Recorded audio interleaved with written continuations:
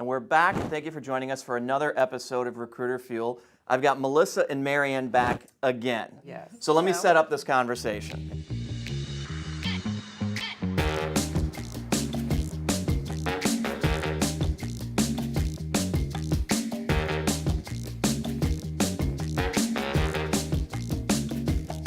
Thank you for joining, by the way. You're welcome. So in last episode, I had Tim and Andrew on, and we were talking about the intake session.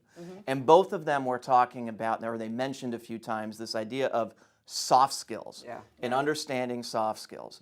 I think it's a term that's overused. I agree. Yep. What is it? Sure, I think that's the problem. Everybody has a different definition of what a soft skill is or what they want to see in a candidate as a soft skill. So how would you define it, and is it important?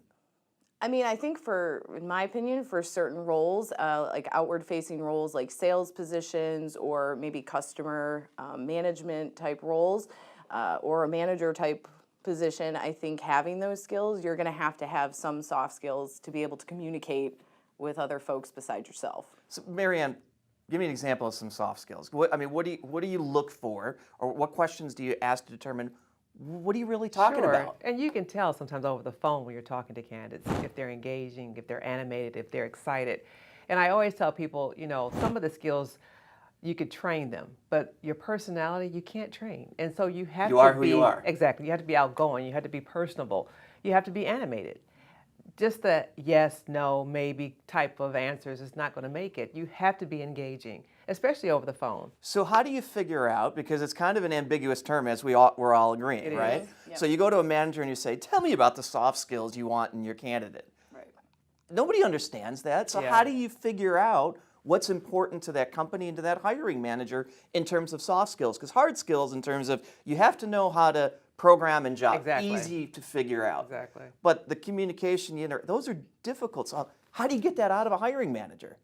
I think by asking the right questions in terms of figuring out, I guess the best is situational type questions. So figuring out, maybe asking that manager, what are some challenges that the candidate might have to face coming into this role? And then reversing that when talking to the candidate and figuring out some challenges maybe that they overcome, how they handle difficult situations, will kind of bring to light their soft skills, right? Are they going to take accountability and manage that correctly, or are they going to have a difficult time and freak out maybe and just run away from the situation? So those little questions and just kind of turning them when you ask the manager and then turning it around and asking it in a different way. So that's a little more performance-based. Right. But most people, I think, when they think about soft skills, they think about teamwork, or the way I communicate, or I'm compassionate, or whatever the case is. Is that more important, or is more the performance important, or is it really a combination of the two? It's a combination. You have to have all of that. Yeah. You have to be able to communicate with your team, your manager. You have to be engaging. I know the word, I'm using it a lot, but it is engaging. And you have to be animated. So define engaging for me. Well, you're talking, eye contact, you're smiling, your body language. What we're doing right now. Exactly. So none of us are slouching right now. And we're not doing this, and we're not saying, hey, what? You have to be engaging. You have to show that you're excited about your job, that you want to be here, that you want to work as a team. But isn't that somewhat position specific? I mean, let's think about it. A developer who sits in front of a screen all the time, that's true. They don't necessarily have all the soft skills. Some do. Yeah, they do. That a salesperson might have, right? Yes. Yep. So how do you determine to what level do they actually need those soft skills? Wow. Right? That's a good question. I think it's honestly one-offs with each position because, like you just said, a sales position, there's more to it in terms of communication, engagement, personality than there is somebody who's an IT or engineering developer or anything like that, where they're going to be CPA, where they're going to be sitting in an office by themselves doing a lot of spreadsheets, dealing with a lot of numbers, is a lot different than even somebody who's an account manager who's speaking with clients on a day-to-day basis. Yeah. So your experience, do people get fired or leave more based on their hard skills, or do you think it's generally their soft skills, quote unquote, based on your experience? I think it's soft skills. Yeah, I would agree with you. I think it's soft skills. I think so too. Like I said, you could train anyone to do your job. Right. over time. Yeah. But your personality. Functionally. Yeah, right. But your personality, you have that. You can't change a person's personality. If they're this way today, they're going to be the same way tomorrow. Which is really the premise of behavioral-based interviewing. If you've done it once, you're probably going to do it again. And That's true. statistically, it That's shows the true. same. So That's if true. I act a certain way to you guys, I'm That's probably right. going to act a certain way again to you Yeah. guys, and so on. Whether it's good, bad, or indifferent Exactly. is irrelevant. But it's, Exactly.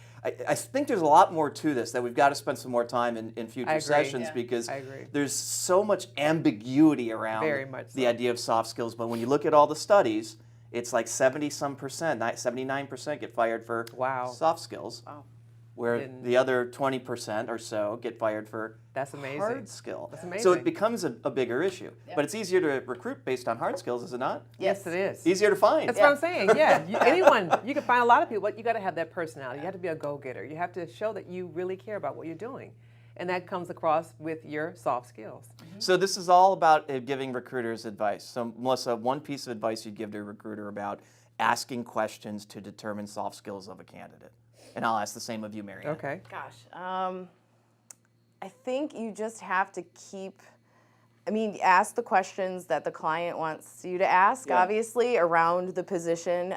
But I think also digging into that more personal side and personal conversation with somebody, it, for me, draws out a lot of soft skills that aren't based just around a specific question. Like you're finding out about the candidate and their personality tends to come out, if they have one, based on those questions. Good, bad, or indifferent. Yeah, because it's not a, true. yes or no, and you're trying to create that bond anyway, so that opens up. So instead of, opening a call with a million questions, get to know them first, and over time you'll see it comes out by itself. That's true. So I actually have to talk to my candidate. Yeah. Yes, you do. Yeah. Marianne, one Same bit thing, of you have wisdom. you have to establish a relationship. Yeah. It's not just about the job that you're trying to sell to that candidate, but talk about what's going on in their life and not get too personal, but you have to establish a relationship with that candidate. Bottom line. So interesting. We're not going to cover this, but I want to leave a thought in your minds because I want you to come back to think about this. Artificial intelligence, right? AI is coming up big in recruiting, but you're talking so much about soft skills. That's right. AI is focused on hard skills. skills. Just keep that thought there. We'll come back to that in a later point. Thank you again for being part of this. You're welcome. Guys, this has been another edition of Recruiter Field. We'll see you next time, 1 week from today.